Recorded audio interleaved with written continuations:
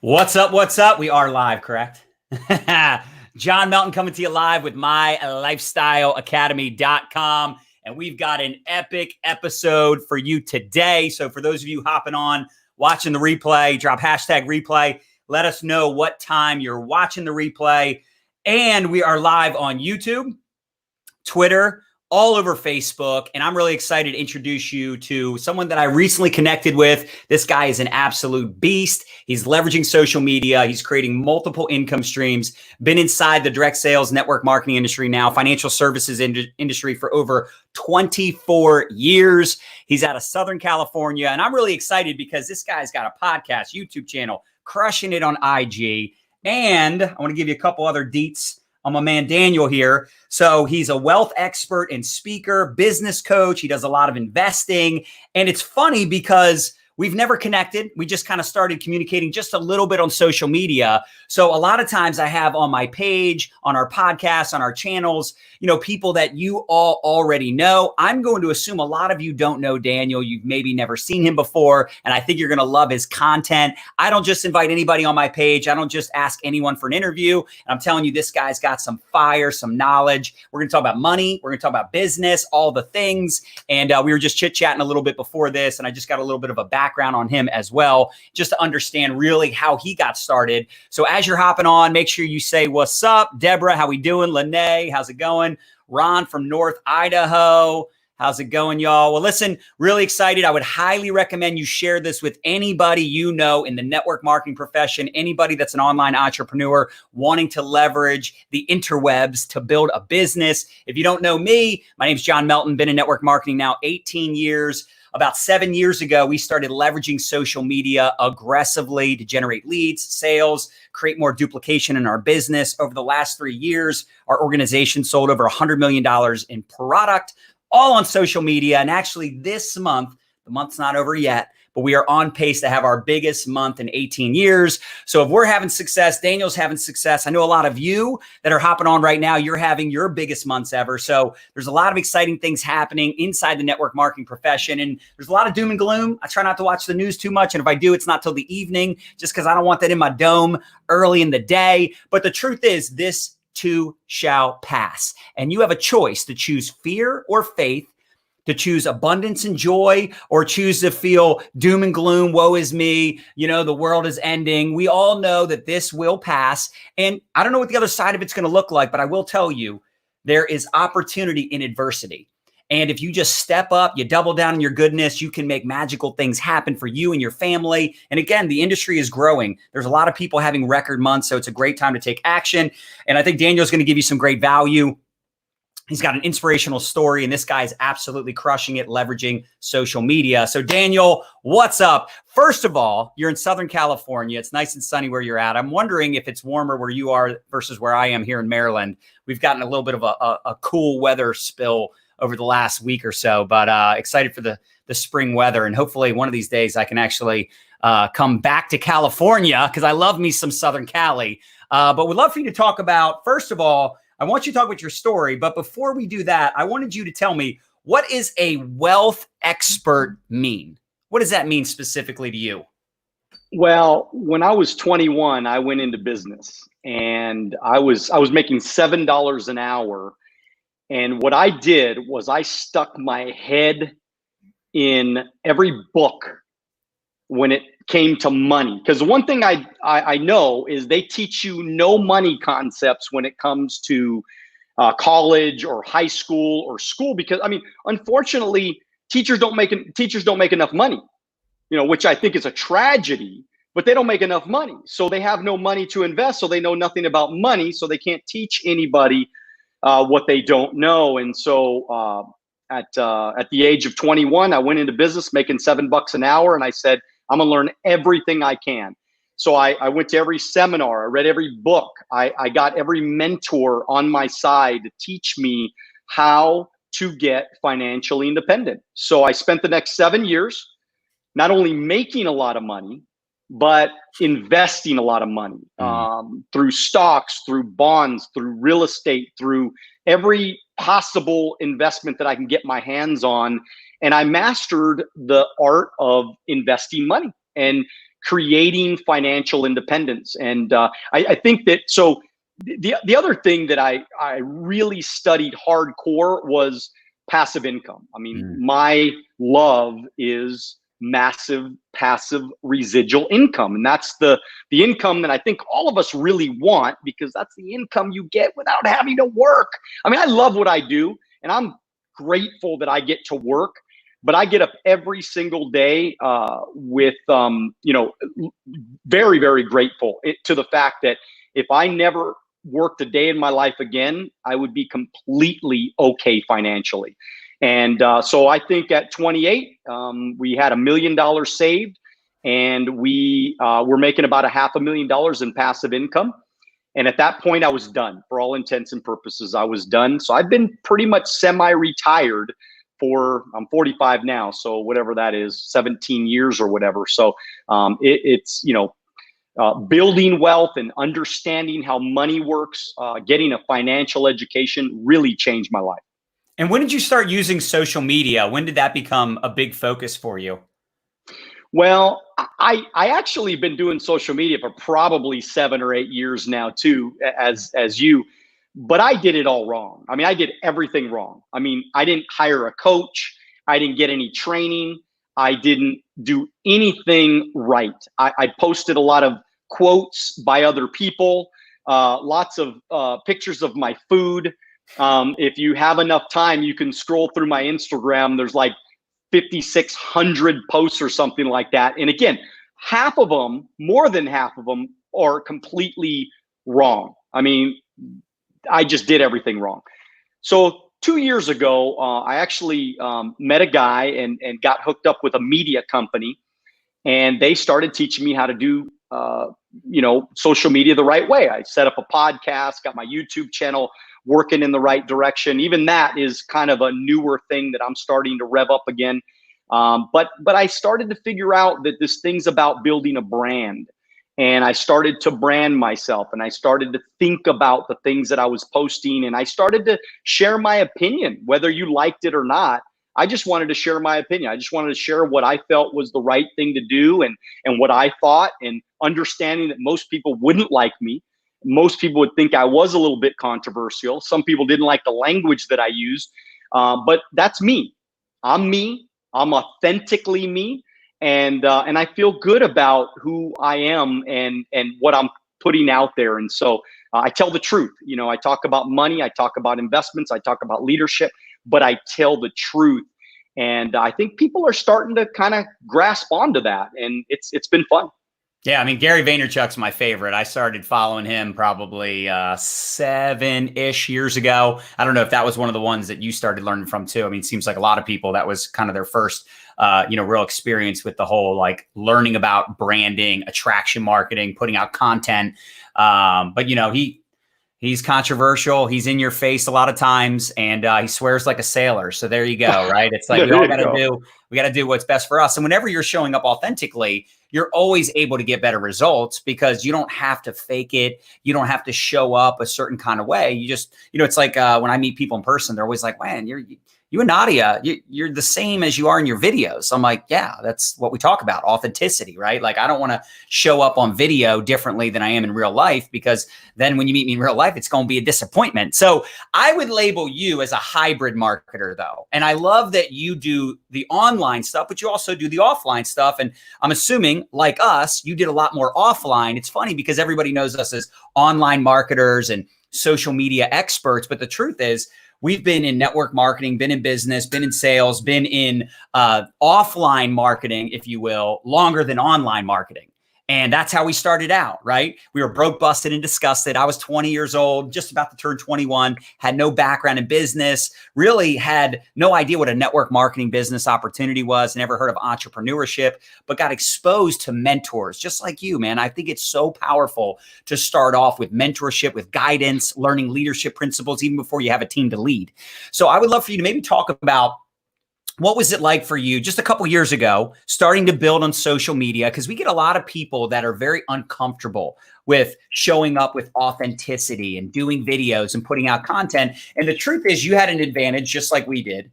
You had experience prior to going onto social media, but you do a lot of coaching.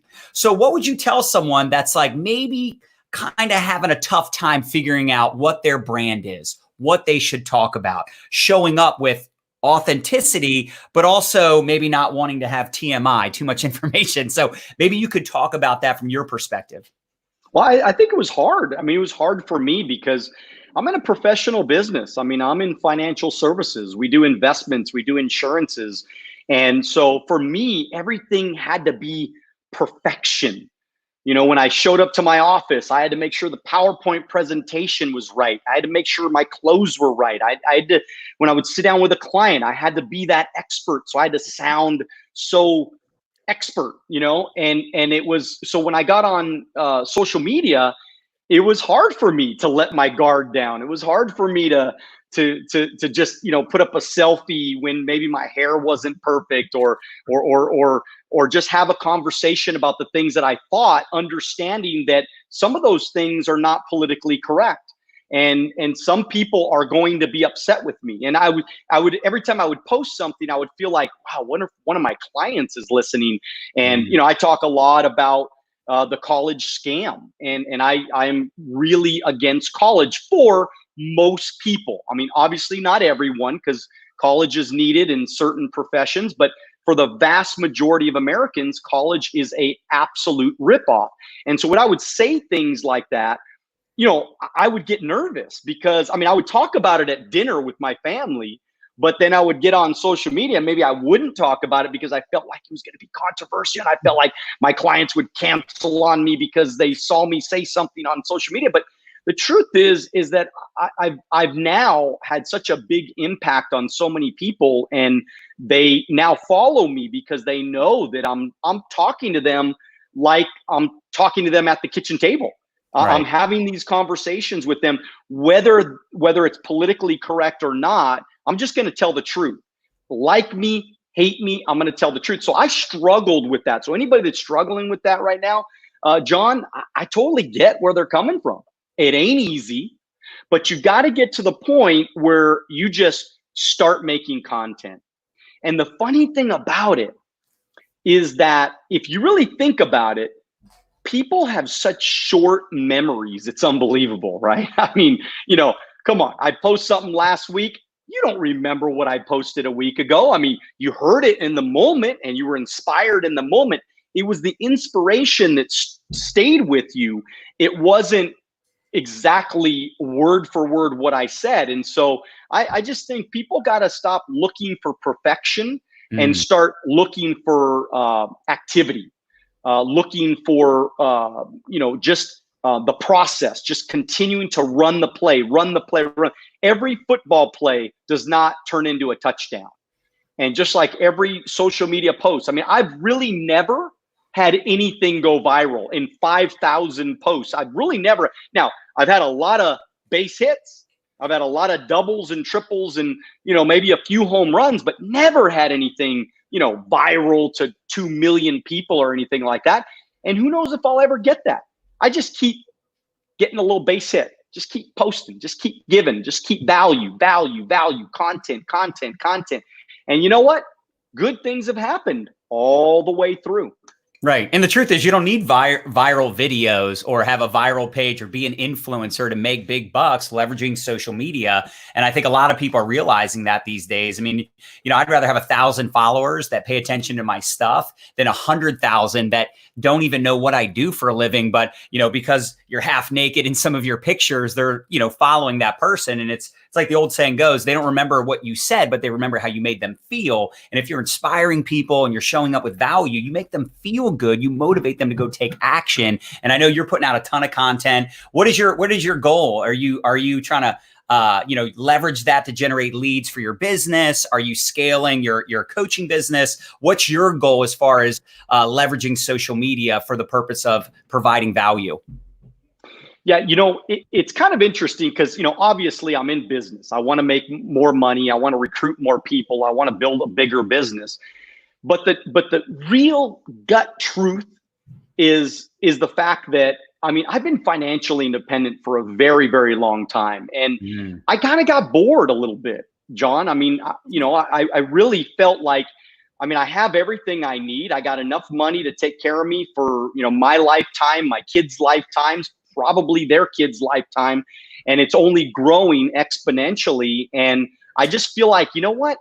I think, okay, I'll tell you this little story. It was Thanksgiving a couple of years ago. This is what kind of got me back in the game about 2 years ago, is I was having Thanksgiving and one of my nephews came to my house. And he's with his Instagram and a Snapchat. He's doing all the pictures everywhere, and we have a multi-million-dollar home, and he's all inspired and getting all excited, and I had like a weird moment happen to me.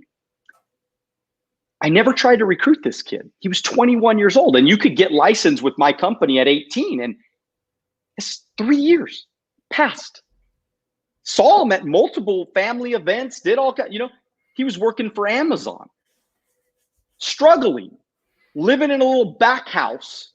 And I'm thinking, I never tried to recruit him. What an asshole I am that I never, because I got a great life. Oh, I'm winning, man. I got all this money and living this great life and financially independent, all this stuff. Are you kidding me? Why am I so selfish that I won't at least just say, now, I don't know if he's going to make it. I don't know if he's going to do well. I don't know if this is right for him. But are you kidding? I never once gave him the opportunity like I got. And so I just felt like shit. And the next day, I actually had him and his girlfriend come to the house, and I recruited both of them right on the spot. And I was like, you know what? I'm going to do this again. I mean, I've been financially independent since 2003. So I haven't really gone on a lot of appointments since 2003 or recruited a lot of people since 2003. And 2 years ago, I said, I'm getting it going. I'm making a move. And that's when I got coaching. That's when I got a mentor with a media company. And it just transformed everything for me, because that's when I got my podcast started, my coaching program started, my brand started to build that. And so my goal ultimately, to answer your question, is I want to make a difference. I really do want to make a difference. But I know what's interesting is all my life, I mean, I've traveled to almost every state in the United States, in Canada, province in Canada, just speaking for free. FYI, okay, so that's where our company works. We go and we speak for, because I'll have them come out, do big events. They've had me come out to do big events. For 24 years, I've been traveling the country for free, just giving service, just giving value. Now, it's been a blast. I've had a major amount of fun. I love to travel. I've seen so much of the world because of that. Of course, they paid for my flights and food and hotels and all that kind of stuff. But I never got paid to do that kind of stuff. So for me, even this, I'm just trying to give massive amounts of value because I love people. I love the process. And I think I'm making a difference. Now, on the flip side, the good news is people are attracted to me in my cause, and they want to give me business. When somebody thinks about life insurance or investments, they're like, hey, I'm going to call up Daniel and get his opinion on the deal. Maybe I could get some great information from him. And that's what's helped me through the last couple of years back in the game, do a lot of business and recruit a lot of people. Now, I want to also get into some of your money rules, because I know that was one of the things you wanted to share today. But I love everything you just said, man. That's what it's all about, right? Making an impact, making a difference. And, you think when you don't have money, I always say this, you think when you don't have money that you're motivated to make money. Then you make a bunch of money and you're like, it's not what I was expecting. I think where my motivation lies is in freedom. And then you become free and you're like, now I want to go out there and impact other people. And I don't know if you're competitive. I'm going to assume you are. You start to also, as you get to those higher levels, you start to see that next level, right? You start making $100,000 a month and you start investing and you have millions of dollars. But then you realize there's people out there that have tens of millions or hundreds of millions of dollars in investments, or they're making what I'm making in a month. I feel like a baller. There's people making that in a week. There's people that making that per day, and they still go to work every day, because what happens is you become hashtag obsessed, right? You fall in love with the business. You fall in love with making an impact, making a difference. Like you said, helping other people. So I love all of that. And I could not agree more. So my question to you is, what are your money rules, and what are some of those principles that you teach that you think can help people build wealth and have and create financial literacy? Well, the first step in any financial program is you gotta think about the income. The challenge with most people is they just don't have enough money. I mean, I could give you all the principles in the world about what to do with your money, but if you don't have any money, then that's a challenge. And so I think step number one is secure a good income, and preferably a passive income. So that way you're duplicating yourself. So whether you're working or you're not working, income's continuing to come in. So step number one is create income in the right type of income. I think if you're an employee, you're working with corporate America right now, you really have to investigate the world of passive income and generate an income residually. And so that's step number one. Step number two is once you do start bringing in a good amount of income, you got to get really financially organized. And I know a lot of people say, oh, budgets don't work and things like that. But I mean, I'm living proof that I stuck to my budget pretty, stringently. And I woke up 7 years later and I was completely financially independent, saved my first $1 million in cash. And so budgets work if you work. And so I made just a very simple little Excel spreadsheet at 21 years old, and I wrote down all my little expenses. My mortgage was, I don't know, $700 with taxes and insurance at that time. I was living in a 1,200 square foot condo. I had a $4,000 Nissan truck that was completely paid off. I lived completely under my means. And then I wrote, and then I just had little columns for January, February, March, April, May. And then, so I played a little game with myself, with my budget. So because I'm in sales and we're, in the building a business, things don't always go exactly the way you plan them to go. And I never wanted to struggle financially. I never wanted to not be able to pay my mortgage because I had a bad month or something like that. And so I was, I'd sometimes pay my mortgage 2 or 3 months in advance. If I had a good month, I wouldn't go out and buy the Louis Vuitton belt or go out and take a vacation to Las Vegas to reward myself. That's what everybody wants to do. But everybody stays broke forever because they do that. And so I was a little bit obsessed with the financial independence, process, because I wanted to be free, man. Like I wanted no financial worries. So I was, so nobody could ever put their thumb on me.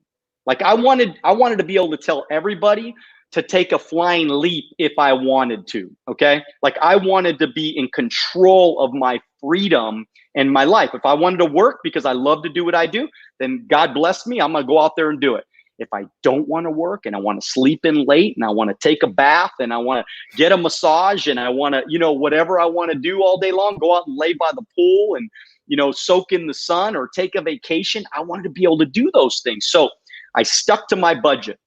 I was making $300,000 a year at one point, and I was driving a $10,000 Nissan Maxima, and people laughed at me. They told me I was crazy. They told me I was stupid. They said, if you're ever going to make it, you got to buy a big house and motivate people with all your stuff and show them the dream and all this stuff. And I said, look, I will impress you, not with my car, not with my house, but impress you with my freedom and my investment statements and my net worth. And so that was, because think about it, I was 28 years old. At that point, I had a net worth, just call it $6 or $7 million. I had a complete net worth of, that was more than most people have at the end of their life.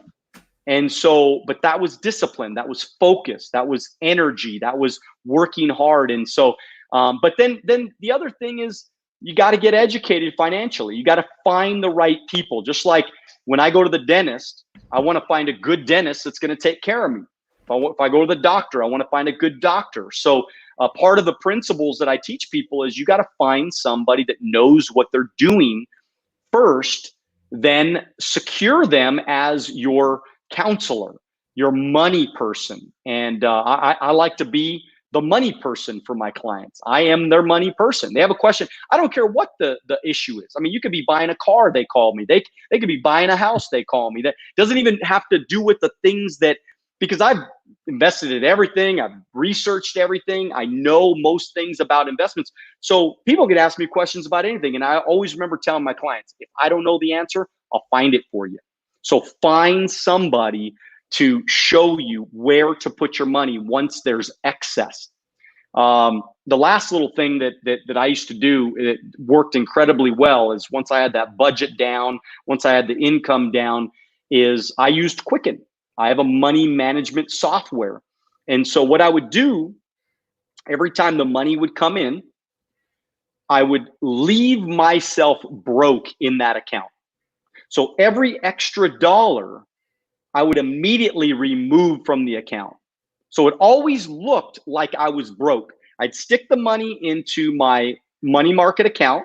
So it was far enough away that it's not like I'm going to go to the ATM or anything, but I just got rid of it. Now, if there was a major emergency, I can always go there and get it. But assuming there was no emergencies, the money was away. It was far enough away. And I just started amassing tons of cash. And then when that cash built up to $50,000, I'd take, 40,000 of it, and I would send it to my longer term accounts. I'd max out all my IRAs, my SEP IRAs, anything that was going to give me a tax leverage, I was going to max those things out. So, and then of course, credit. I never gotten credit card debt or anything like that. I know, my story's kind of, it's interesting, John, because I never had that story of me living in poverty. I never had that story of living out of my car or anything like that. I literally, at 21 years old, I listened to my mentors. I did exactly what they told me to do. I followed the process. And 7 years later, I was done. And all through that while, it took me a couple of years to make $100,000 a year, but then after I made $100,000, I made 170, I made 250, I made 350 in consecutive years. I made $500,000. And then it just continued to grow from there. And I'd like to point out too, that was all in one company. That was in one company. I believe you got to pick one thing and make it your life's work, man. So I don't know if any of that makes sense, John, but that's kind of a little bit of my money mindset, for people. Yeah, that's really good. Guys, listen, if you're loving this, I know we got people on all platforms. Smash the heart button. If there's a heart button on the platform you're watching this on, and I think everybody, people are saying get control of your budget and finances is freedom. Find the right financial mentor. And actually, I was going to ask you a question about that because you covered a lot of good stuff. But one question that I think comes up often is how do you know who to trust with your money? I remember a quote one time, there's a lot of smart people out there trying to figure out ways to get your dumb money. And I don't know about you, but I've had my fair share of what I like to call stupid tax, where I've invested in some things, cryptocurrency and, real estate, like when everybody was buying real estate and your cab driver's giving you real estate advice, that's when you don't buy, right? But so I've made a lot of money with investments. I've also lost a lot of money. And I know with your background and your expertise, you could answer that probably more eloquently than I could. But I think I've learned more from the stupid tax and making bad investments and trusting the wrong people than I have from trusting the right people, making great investments. Maybe you could touch on that for a second, how to find a great financial mentor, because there are a lot of people out there saying they can do this, that, and the other thing. But when push comes to shove, nobody cares about your money as much as you do. Well, I think you find somebody, and now I'm not saying there's a lot of people like me that have a high net worth that have already done it. I'm not saying that there's a lot of people like that are giving advice anymore. The truth is most people at my level of income and level of net worth today, they don't give advice anymore. And most financial guys, they have no money.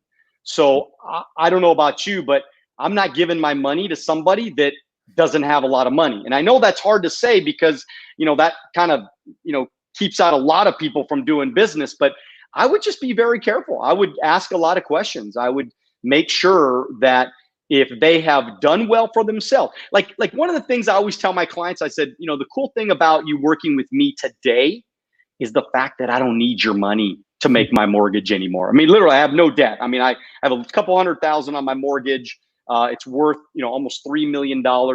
I own a building that's worth a couple $1 million that's almost paid off as well. I have no real debt. My mortgage is $1,800 a month. And most of you guys, if you follow me on Instagram, you'll see my house every once in a while. I do post lots of pictures, but I always tell them, like, look, I don't need this sale to help me get to that next level of my life, or, I don't. And so when people know you don't need them, that's a good sign. That's a really good sign. If you're feeling a lot of hardcore pressure from someone to do business with them, I think that's a bad sign.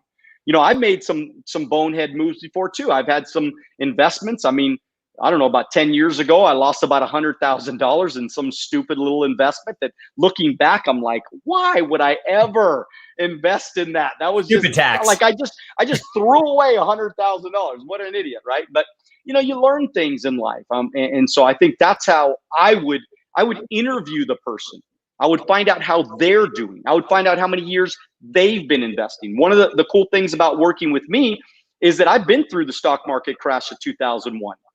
And I made it out alive. Matter of fact, I just told you my income through the years. So, I mean, it went up in those years. I mean, I made $500,000 in 2003. That was a couple of years just right after. I mean, my income never stopped. It continued to grow. My net worth continued to grow. My investments, I was making, at one point in time, I was making 100% a year on my investments. They were compounding at 100% a year. Obviously, that's not guaranteed, and I'm not guaranteeing anybody 100% a year, but I'm just talking about my story. But check this out, man. When you know that somebody's gone through 2008 and they've come out just smoking, growing, business is on fire, investments are doing well, that that's probably somebody you might want to invest with. I mean, it's interesting. Now, I don't show it on social media a whole lot. I've done it before, but I've showed my tax returns before. I've showed I just, in my coaching program a couple of months ago, I went through my entire portfolio and I told everybody where my money's going. I showed them my Quicken account. I showed them, all my investments and where my money and why I'm putting my money in every single spot. So I'm literally teaching people based on experience and what I'm doing right now, not on theory or not on what I hope will happen, what has actually already happened. Right. Did you read the Tony Robbins book? I did, yeah. Did you like that? I did. I think that the challenge with that book in particular is the fact that they're really against using people like me. Because I charge. I mean, there are fees involved in some of my products, not all of my products. We do have some products that have no fees whatsoever. But he doesn't he steers away from that because he's already financially educated and he could do it himself. And so he steers away from that. And so the truth is that I've gotten my clients fiduciaries, right? Yeah, it's and a lot of people. I matter of fact, I know a lot of people that I have conversations with that are really good at trading their own stocks. And instead of making 12% a year that maybe a mutual fund will make, he might make 12% in a month. You know what I mean? And so it's like he's going, why would I ever put my money in a mutual fund when I can make 12% a month? And I go, that's great for you. The problem is not everybody's like you. Not everybody's going to put in the time, the effort, I mean, how much money has that guy lost just trying to get to that 12% in a month? It's taken him years to amass the information, the knowledge, and the expertise to get good at investing. Most people aren't going to do that. Most people aren't going to spend the time to do it. I mean, I have a lot of freedom, and I still don't like to spend all my time sitting in front of the computer analyzing charts, even though I'm pretty good at reading them. I don't like doing that all day long. So I can imagine 95% of America is never going to do it themselves. That's why I exist, and I always will exist. My business will always be around. Not for everybody. I'm not for everyone. If somebody wants to do it themselves, and God bless them, go for it. But the people that say, you know what, I want somebody to do it for me. I want somebody to, research the investments. I want them to tell me where to put my money based on experience and based on what they've learned in 24 years.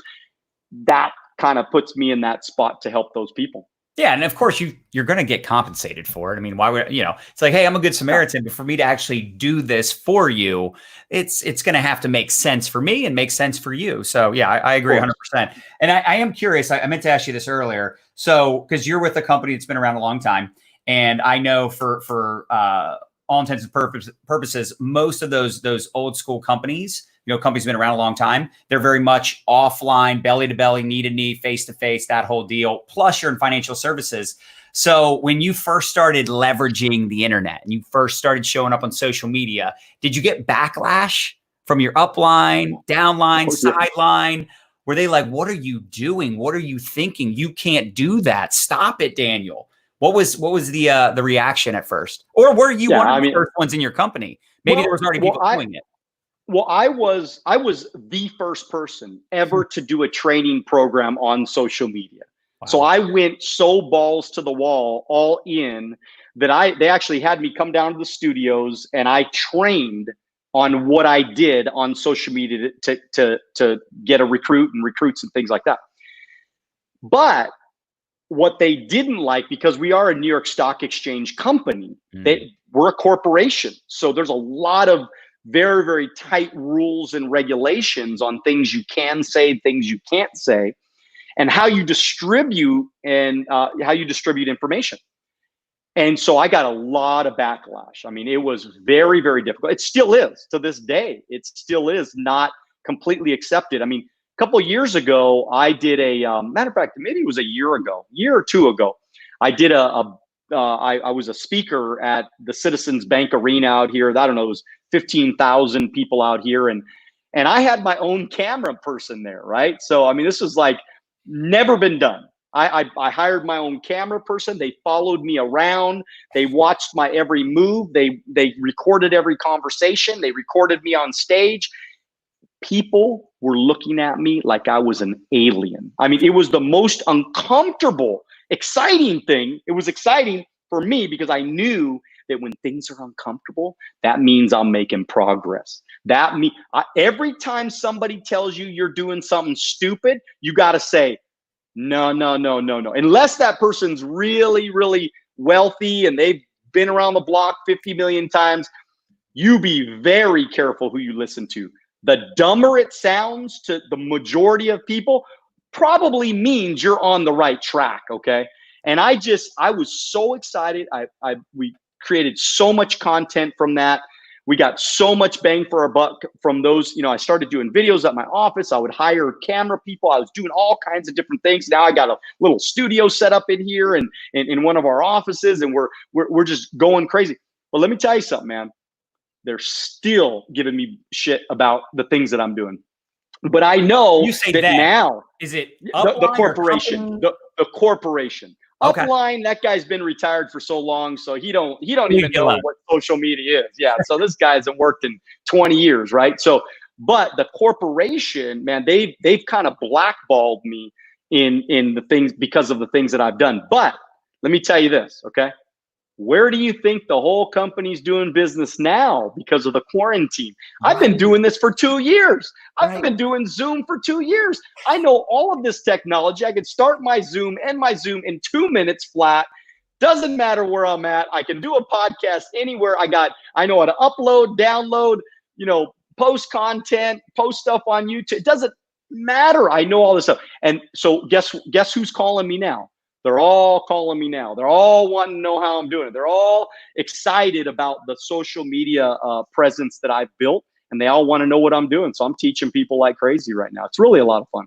No, that's great. I mean, that's the thing. I've been saying this for years now because my old upline, I still remember they were doing a leadership call, and they were talking smack about those of us that are wasting time on social media, and I'm thinking, is he talking about me? Is that like a passive aggressive comment towards what we're doing? Because this is 2012. And I'm like, I recruited someone off MySpace in 2006.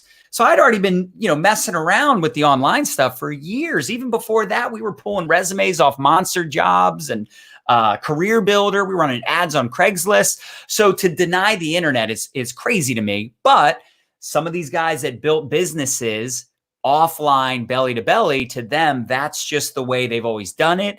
And right now they're being forced into a situation that is, like you said, probably very uncomfortable because they can't even leave their homes. They can't go physically sit down with people. But look, it's like I've been saying, if this would happen 10 years ago, we would have been in trouble.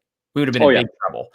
And, I know the economy's crashing. I know the virus has got a lot of people scared and what have you, but at least we can still conduct business for those of us that are in a business like this, right? I can do everything from my phone. I don't need to leave my house. We're about to have our biggest month ever. And it sounds like you're killing it as well. And, your business is very much a belly to belly type of business. And it hasn't slowed you down at all. In fact, it's probably not at all. Telling you. It's going crazy right now. I mean, obviously, people want life insurance more than ever because people are dying. I mean, that's legitimately serious. I paid over $100 million in death claims. More people want to invest when the market goes down. People want to buy low in the market. So our investment business is going through the roof. So things are really, really good. And even the company is having record numbers right now. And so I guarantee you, those suckers at the top that were talking all that smack about Daniel Alonzo, they're watching this right now and they're going, that asshole, man, he called this shit like 2 years ago, man. And so, you know what? Hey, look, and I'm not saying I told you so, but I feel like, we all have to either adapt and change. And I've been saying this for years and years and years. We either adapt and change or we're going to die. And this company would have been dead if not for the internet, if not for social media, if not for Zoom, if not for this technology, the company would have died because we cannot go in people's homes. Could you imagine me doing a presentation with a mask on? How uncomfortable that would be to do a presentation with a mask. Unbelievable the opportunity of what's going on right now is.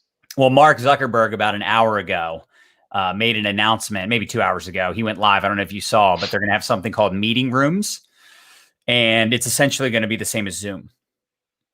You don't even have to have a Facebook account to use it or hop on it. So technology is here to stay. And I think as scary as this can be, we've been through a lot of scary things. The year that I got started, the month I got started in network marketing was 2 weeks after 9/11. And then I went full-time in network marketing in 2008 when the economy crashed. I was a mortgage banker. So that's when I went full-time. Anyway, the bottom line is, when there's these, this isn't just an economy crash here in the States. This is a global crisis, but that's also going to breed a lot of opportunity. And there's a lot more people looking for opportunity right now. And if you can show them a way to make money from home, if you check the Google search recently, that's like the most Googled thing. How do I make money from home?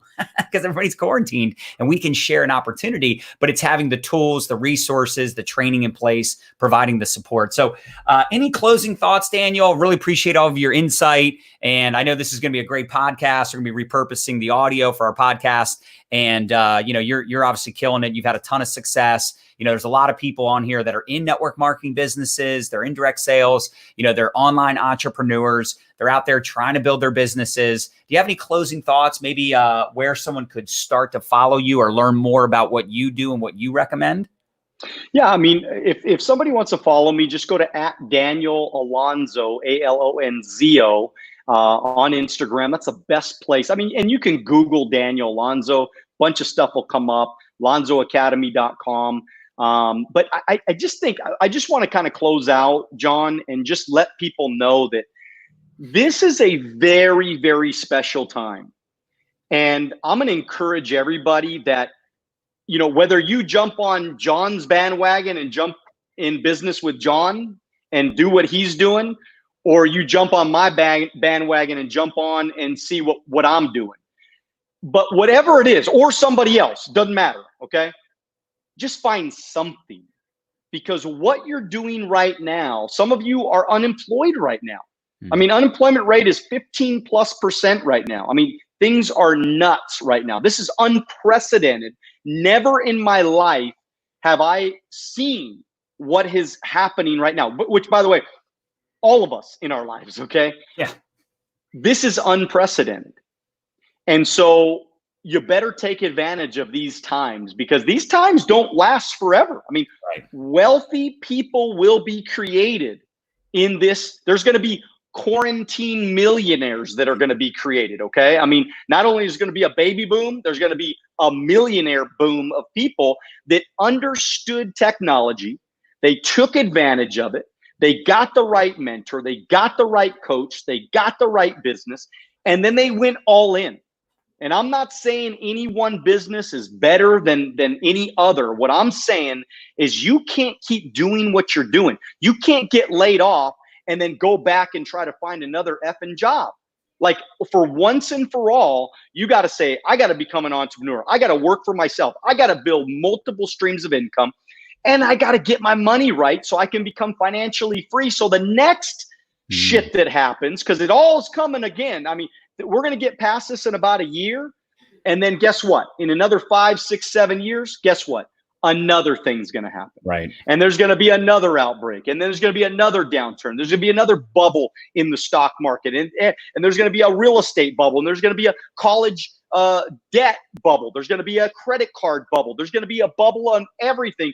And something else is going to happen. But guess what's going to happen to you? In the next 5 to 10 years, you're going to get your stuff right. You're going to build a solid business. And that business is going to have a stream of income for you that's going to last for your life and your children's lives. That is what you should be focused on more than anything right now. I really do appreciate, John, you having me on. Yeah, I answer personally all of my DMs.